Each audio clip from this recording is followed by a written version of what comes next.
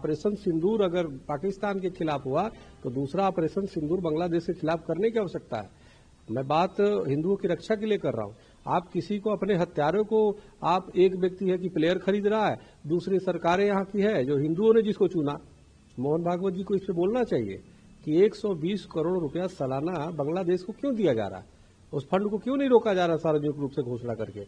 अभी कितने वित्तीय सहायता, रसद सामग्री बांग्लादेश को भेजा जाता है भारत से, आखिर किस लिए भेजा जा रहा है भाई? हमारा ही नमक खा के, और ये नमक हराम हमारे हिंदुओं को मार रहा है। टुच्चा सा देश है। तो इसलिए एक बार आर्मी को अगर तो माननीय प्रधानमंत्री जी वो कर दे, 2 मिनट में सबक सिखा दे बांग्लादेश को, वहां पे जो जिहादी आतंकी मानसिकता के लोग हैं। तो सवाल इस बात का है कि हिंदू खुद ही परेशान है, ये हो क्या रहा है भाई। तो इसलिए हमें लगता है सरकार की भी जिम्मेदारी बनती है कि कड़े एक्शन लीजिए। एक इजराइल है, अपने नागरिक, एक नागरिक फंस जाता है उसके लिए सबको चेड़ी चोटी लगा देता है। ये कुछ नागरिकों के हमास के लोगों ने अपहरण किया, आज देख लो पूरी गाजा पट्टी को खत्म कर दिया, पूरा फिलिस्तीन को बर्बाद कर दिया। उसे सबक लेना चाहिए। तो इसलिए हमें लगता है हमारे हिंदू मारे जा रहे हैं वहां पे, और हम वहां पे आर्थिक सहयोग कर रहे हैं बांग्लादेश को। तो ये शर्मनाक है ना। अब जो भारत सरकार करे तो वो ठीक, शाहरुख खान कर दे तो गलत। अरे भाई गलत तो गलत दोनों है, दोनों गलत है ना। सरकार को भी पहले सख्ती करना चाहिए, और सरकार आज कह दे कि भाई बांग्लादेश से हमारा पूरी तरह संबंध खत्म, और दुश्मन देश है ना, हमारे हिंदू मारे जा रहे हैं और आप उसको पैसे दे रहे हो आर्थिक, और शाहरुख खान दे दे तो बस बवाल मचाओ। ऐसा नहीं होता है, तुम करो तो पुण्य हो गया, दूसरा करे तो पाप करे। पाप पाप होता है चाहे कोई भी करे। इसलिए वहां की हिंदुओं की रक्षा होनी चाहिए। भारत सरकार को कड़े एक्शन लेकर के हर संबंध तोड़ने चाहिए बांग्लादेश से। पूरे देश में सुनने को मिलता है मॉब लिंचिंग, यह देश के लिए क्या पूरे मानवता के लिए शर्मसार करने वाला है। हमें लगता है मॉब लिंचिंग के खिलाफ कठोर कानूनी कार्रवाई करने की आवश्यकता है, कानून इसके लिए बनाने की आवश्यकता है कि जो भी लोग मॉब लिंचिंग में सम्मिलित होते हैं उन्हें आजीवन कारावास या मौत की सजा तक दिए जाने की प्रावधान होना चाहिए। क्योंकि एक व्यक्ति को घेर करके एक भीड़ तंत्र उसको मार देता है, तो जहां भीड़ तंत्र किसी एक व्यक्ति को मार रहा है वहां संविधान कहाँ रह गया, वहां लोकतंत्र कहाँ रह गया। तो इसलिए मेरा मानना है कि कानून किसी को सजा देगा। कोई जो भीड़ अगर जो इस तरह से करने लगे तो हमें लगता है तालिबानीकरण है, हमें लगता है ये जिहादी मानसिकता है, और ये पूरी तरह समाप्त होना चाहिए। यह निश्चित रूप से मानवता के लिए दाग है और मानवता पे कलंक है। इसके लिए कठोर कानून बनने चाहिए। बांग्लादेश में हिंदुओं को एकत्रित रहने की जरूरत है, तभी हिंसा हिंदुओं पे रुके। नहीं, हिंदू तो एकत्रित नहीं है, तो हिंदू अगर भारत में एकत्रित नहीं होते तो सरकार पूर्ण बहुमत की कैसे बनती। 12 साल से सरकार है मोदी जी की, हर प्रदेशों में, देश के हर प्रदेशों में सरकार है बीजेपी की। तो बिना एक ही हुए सरकार है क्या? क्या कोई जिहादी वोट थोड़े देने आ रहा है, कोई मिशनरी वोट थोड़े दे रहा है, जितने दे रहे हैं हिंदू दे रहे हैं। अगर इसके बावजूद भी लगता है कि हिंदू एकजुट नहीं है तो हमें लगता है लोगों को अपने दिमाग की इलाज कराने की आवश्यकता है, और कहीं न कहीं अपने काम और जो हिंदुत्व के काम है, चाहे गोरक्षा केंद्रीय कानून और तमाम ऐसे मुद्दे हैं जो हिंदुओं की रक्षा, जैसे बांग्लादेश में हिंदुओं की रक्षा नहीं हो पा रही, कहीं न कहीं उस नाकामी से अपने आप को मुंह मोड़ने वाली बात है। तो इसलिए मेरा स्पष्ट कहना है कि सरकार के पास सभी चीजें, जनता लोकतंत्र में जनता जो है सरकार को पूरा अधिकार दे देती है। सरकार बनने के बाद सरकार का कार्य होता है। अब एकजुट होने का क्या मतलब, क्या भीड़ तंत्र मिल करके और क्या कर दे। तो इसलिए मेरा मतलब है पुलिस है, अनेक एजेंसियां हैं जो जांच करती है, पुलिस पकड़ती है, आर्मी उस अटैक करती है। तो जितनी एजेंसियां हैं सबके अपने काम है और सब सरकार के अधीन है।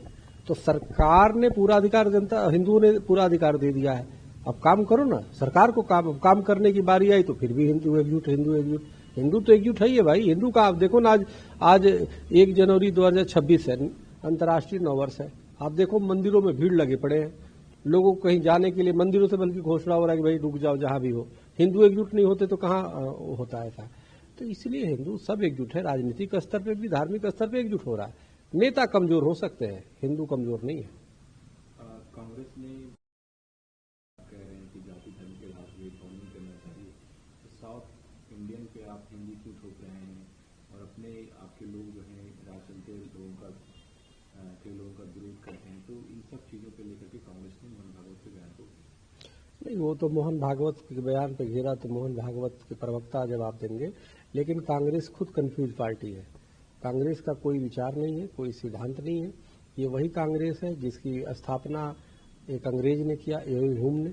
और ये देश के प्रति इनके कोई और हिंदुओं के प्रति कोई सोच नहीं है। इसलिए कांग्रेस को तो बिल्कुल खत्म हो जाना चाहिए भारत में, और कांग्रेस की कोई आवश्यकता ही नहीं है। और जहाँ तक बात है कांग्रेस द्वारा जानबूझ करके देश में वीर सावरकर का देखो, इनके नेता राहुल गांधी ने ये कितना अपमानित किया।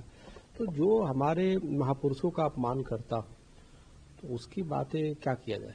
तो इसलिए हमें लगता है कि इनके अंदर राष्ट्र भक्ति की कमी है कांग्रेस के पास, और ये पॉलिटिकल रूप से नहीं होना चाहिए क्योंकि बहुसंख्यक वर्ग का ही विरोध करते हैं। क्रिकेट केकेआर के मालिक हैं, उन्होंने एक बांग्लादेश प्लेयर को अपनी टीम में शामिल किया। अब शाहरुख खान का विरोध हो रहा है। बीजेपी के लोग कह रहे हैं कि शाहरुख खान को बांग्लादेश चला जाना चाहिए।